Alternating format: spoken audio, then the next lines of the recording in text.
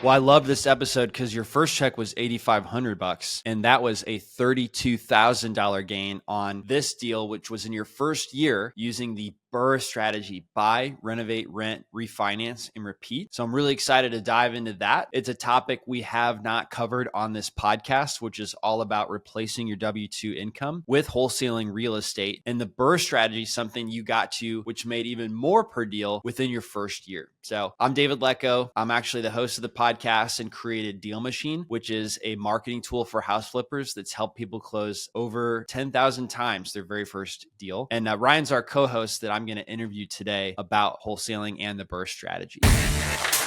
Ryan, I know you got your first deal wholesaling and made $8,500, but in the first year, you also did a deal that was a bit more involved, but yielded a better profit, called the BRRRR strategy. It stands for buy, renovate, rent, refinance, and repeat. Yep. So how much did you make on your BRRRR strategy that you did in your very first year? So the breakdown of the whole deal, we bought this house, which was a postcard lead when we were doing our wholesaling, and the guy wanted $1,000 for the house. And so to me, I'm like, man, this is the barrier of entry on this particular property is $1,000. Now I did try to wholesale it, but like nobody wanted it. So Yeah. I thought, man, $1,000, like I'll just go ahead and take the deal down. And so we bought it for $1,000. We put $60,000 into it. I mean, it literally was a complete gut job all the way down to floor joists, studs, everything. It needed everything: wiring, water lines, the whole bit. And then it refinanced, or it appraised after we were done at $135,000, and we were all in at 61. And so we made, if you take what we were able to add to our capital, we added 20 grand to our capital on that deal. So got all of our money back, got the 60 that we paid to fix it, got that back, got our purchase price of the measly $1,000 back, and then added 20 grand to our capital pool on that first deal. Yeah. So I get asked this on my Instagram account. They'll say, why was it worth $135,000 if you bought it for $1,000 and you fix it up for $65,000? And the answer to the question is simple. If you look at Nike, who makes shoes, they buy rubber and raw materials. Then they assemble those materials and they sell it to you for more than what they paid for it. Mm-hmm. So when you're an investor, you buy a dilapidated property. When you assemble the materials and make it a nice house, it's worth more than what you paid for it. If it wasn't, then you would never be able to be in business. That's how a business works. And that's the value that you provided as an investor. Now, another misconception is, what do you mean you got your money back? Sometimes the refinance process is a little bit misunderstood when I say that online. Sure. Yeah. So when we did this, we used our own capital to pay for the renovation. Capital meaning the cash that we had on hand. So we used our money, our cash to buy it. We used our money and our cash to fix it. And so when you do a refinance, you're actually getting a loan for the amount that you have or that you want to take out on that property. And because it went out of our pocket when we did the loan and did the refinance, they wrote us a check for $80,000. So we gave ourselves back that cash that we had put in the deal so we could go and recycle it on another deal. Yeah. So you put on a 30-year mortgage on a property that had no mortgage at all. Correct. And typically when we get mortgages, it's when we're buying a property, right? So that may be a little bit hard for somebody to understandable, but you own the property and you are getting a mortgage on a property that has no mortgage on it at all. So If it's worth 135, typically they'll give you 75% of that as a loan. And since there's no buyer you're buying it from, that money goes to you. normally it goes to the seller. I mean, but it goes to you because you already own it. So that's what we mean when you say you got the money back. So I'm guessing that 75% of 135 is around 85. And so that's why you said you added $20,000 to your finances, because you bought it for $1,000. You added 65K, and you also got $20,000 on top of that back from the refinance. So you paid for all that, and you got $20,000 extra dollars. Correct. Yeah. Yeah. It was a really cool experience because, and there was tons of learning. I always refer to that house as Mary Street University because we had learned, we were wholesaling. So, and this was all in the first 6 months of us doing our wholesaling journey. And so while I was rehabbing a house, I was also making sure that we were doing between 5 and 10 wholesale transactions every month.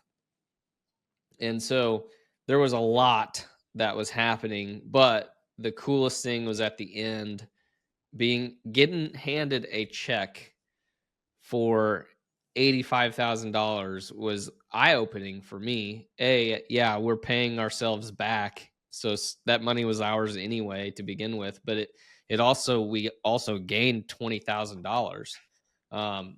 And so just that transaction alone, like after doing that once, it was enough to whet the appetite and to keep doing that. And we knew, okay, wholesaling is going to give us cash, and what we can do with that cash is invest it in properties, BRRRR more properties. And then also, like, one of the biggest things that is that money that we took and put into the deal, when we refinanced it and cashed out, that's tax free. Like, you're not going to get taxed on the money that you have in a loan because it's a loan. That is not actually earned income. It's money that you're pulling out of a loan. So you're not going to pay 35% taxes on the 20,000 or Right.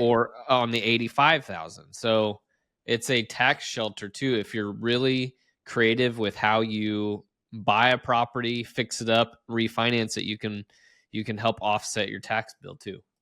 Really, really good point. Now, another misconception I heard in the comments was, there goes another affordable first-time home buyer house, which is a common misconception because you said you bought this house for $1,000. I mean, that wasn't a first-time home buyer house. That was a dilapidated piece of shit. Yeah, it was bad.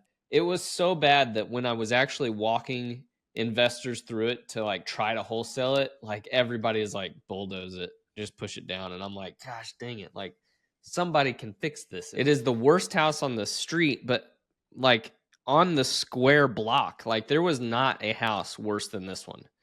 So it was one that like nobody was going to buy that. I tried to sell it to multiple different investors. Nobody wanted it. So it was like, I'll do it. I'll take it down. And Cool. yeah, I learned a lot on that whole journey. How many square feet was that house? It was 1,100 square feet. Okay. So if you want to estimate rehab costs, it cost you about $65 per square foot to redo the kitchens, the bath, the carpet, the paint, and the mechanicals, roof and windows and siding, right? That was basically building an entirely new house. We had to do the siding, we had to do the roof, we had to do new windows, we had to put in new floor joists and plumbing and electrical and new HVAC and new ductwork. Like everything that you could do had to be done. Right. There was no stone left unturned in that house. Right. Well, just to give somebody an idea when they're evaluating a potential deal, if it's just cosmetic carpet and paint, you could estimate $20 a square foot. And if it needs kitchens and bathrooms as well, it could be $40 a square foot. And if it needs all the mechanicals, all that extra stuff, we mentioned 65. And that's right where your property came in. And I like to share that to give people an idea about what this stuff costs. Now, I know you use your own money. So if somebody's starting out, do you think that a BRRRR deal is right for them if they didn't have their own money to put into a deal like this? Well, that just leads to like other ways of how you could have access to money to fix up a house. Um, and when we first started, another thing that we did to raise capital, because we didn't have a ton of cash. Um, we went out and applied for a bunch of 0% interest credit cards that were all like 6-month terms.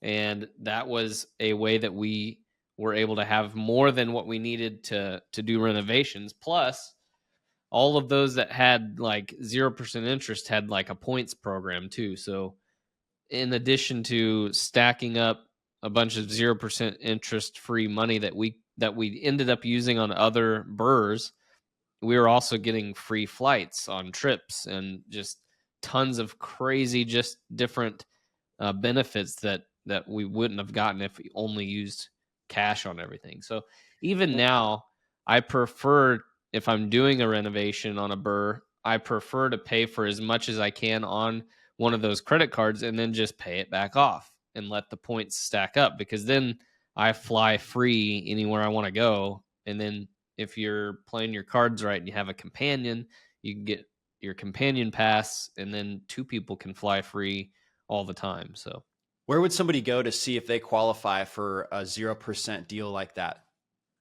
we actually went, man, now I got to remember the name of the company. We actually learned, this was when we went to the We Live 2020 for wholesaling.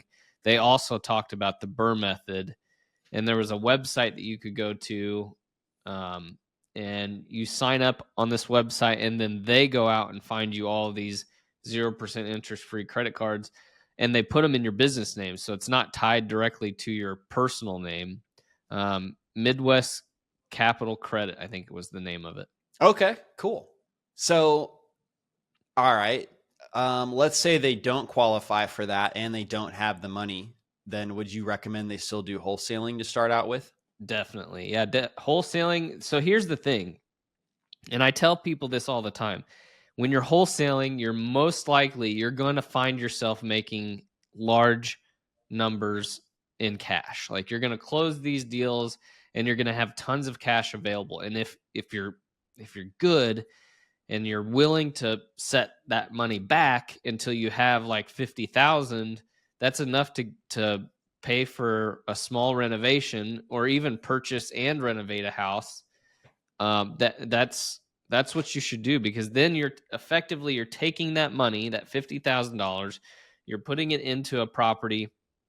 I'll use the most recent one I'm doing as a perfect example. So I bought this house on 17th Street for $30,000. It only needs like 20 grand in cleanup. So I'll be all in at $50,000.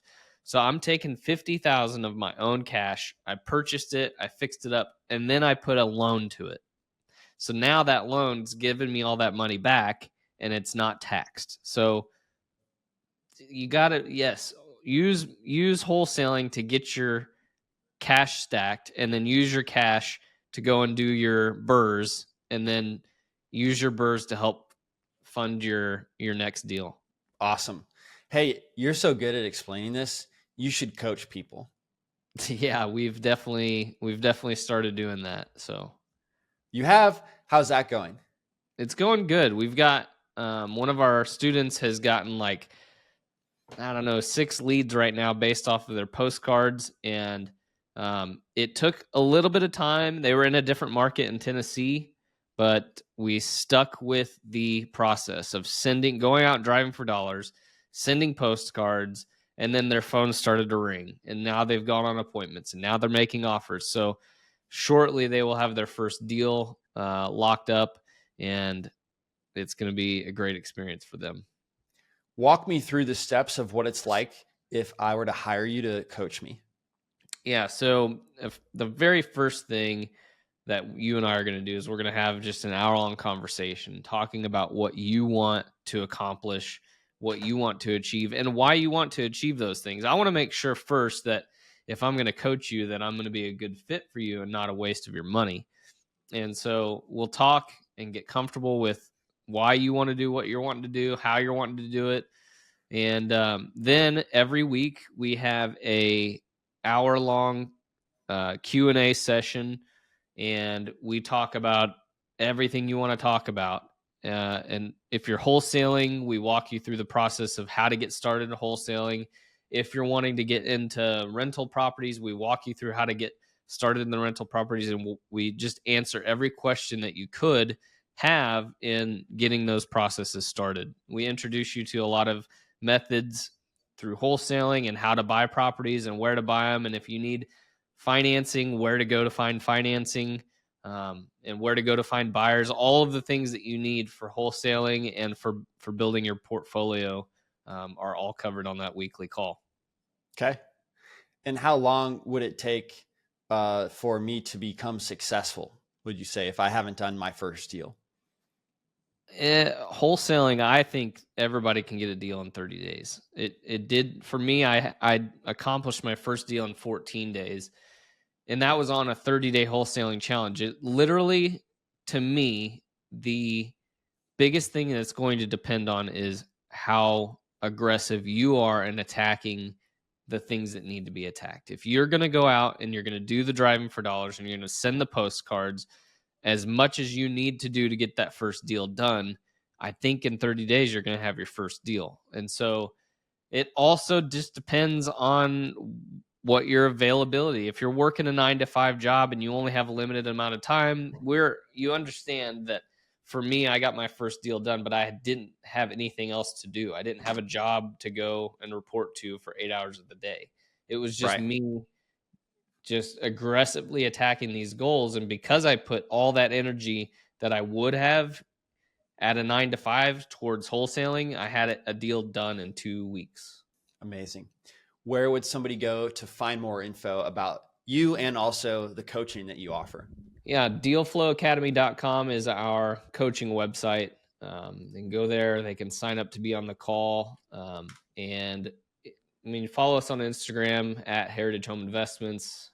That's where we still, to this day, we still do a lot of BRRRRs. And I think we've got 3 BRRRRs going on right now, and we're in the renovation process, and we put updates out there so everybody can see the progress of what's happening in our portfolio. And so those are the 2 places you can go to find us. Cool. Thanks so much, Ryan. Yep. Thanks for listening to the DealMachine Real Estate Investing Podcast. Please leave us a review and follow along wherever you're listening to your podcast.